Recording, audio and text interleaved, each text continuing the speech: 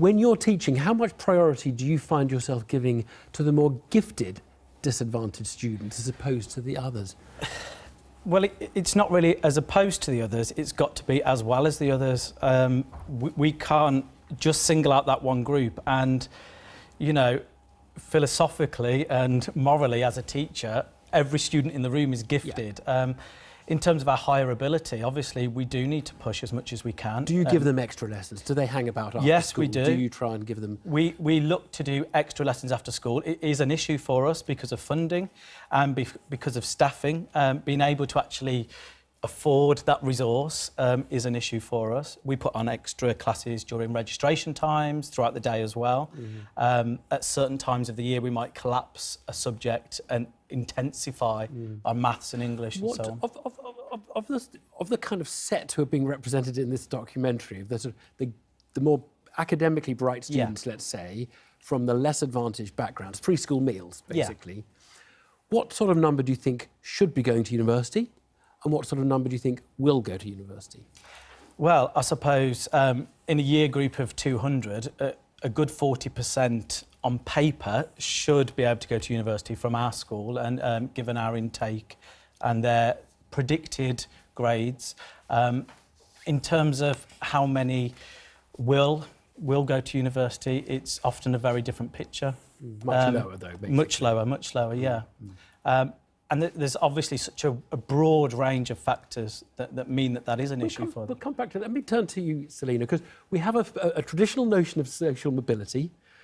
My perception is people think it is a good thing, and social mobility is about basically helping people whose talent might otherwise be wasted and giving them that leg up, making sure they get to exploit their potential. Now, is that the right notion of social mobility? Is that the desirable notion of social mobility? No, I'd argue that part of the real problem with social mobility is it's been used by successive governments as really an opposition to equality. I mean, what's being described here is excellent practice in a non-selective school that seeks to value every child, that says every child matters. But in fact, what we've seen with the kind of political and media discourse around social mobility has been the idea that there are only a few who are talented and somehow we have to get them on. Now, historically, that just doesn't work. The place where it was absolutely enshrined, one of the teachers on the documentary mentions the grammar schools.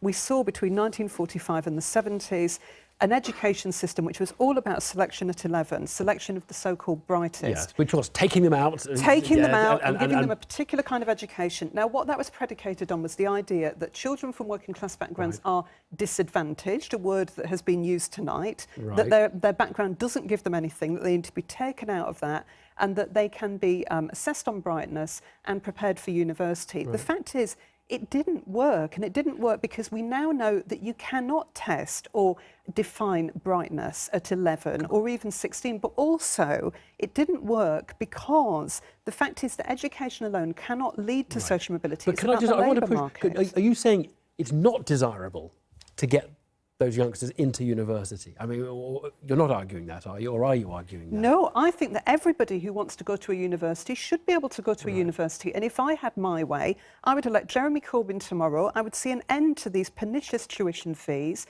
I would properly fund comprehensive education. And I would say, let's all rise up as a society and get rid of this ridiculous inequality.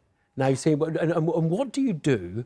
I mean, just suppose Jeremy Corbyn doesn't win an election tomorrow and can't deliver that, where resources are limited in a school like John's. I mean, do you focus on some of the brighter ones and say, let's get you to university or not? I don't think that is what's being done in John's school, and I think that that's absolutely right. And the reason why it's right is because the fact is that these kids are not lacking aspiration. They are lacking material resources because of government cuts. Is that true, John? Yeah, is it aspiration or material resource?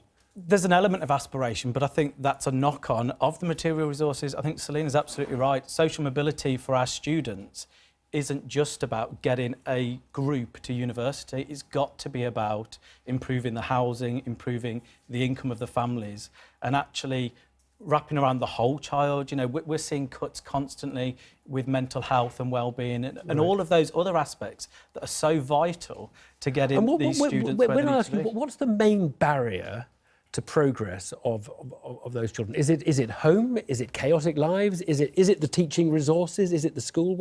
What do you see as the kind of the critical? I think that this is the crux of the issue, which is why there isn't a magic bullet to solve this problem. It is everything, you know. Right.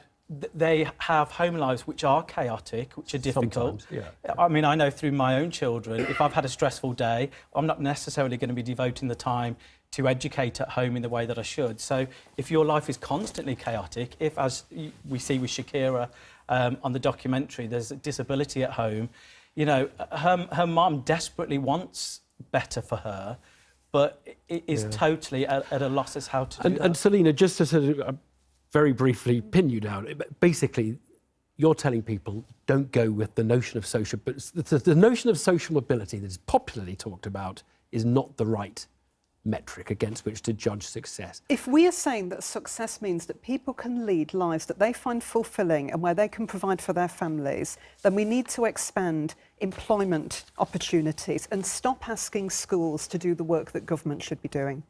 The education system at the moment isn't obviously doing that fully, which is an issue. Thanks both very much indeed.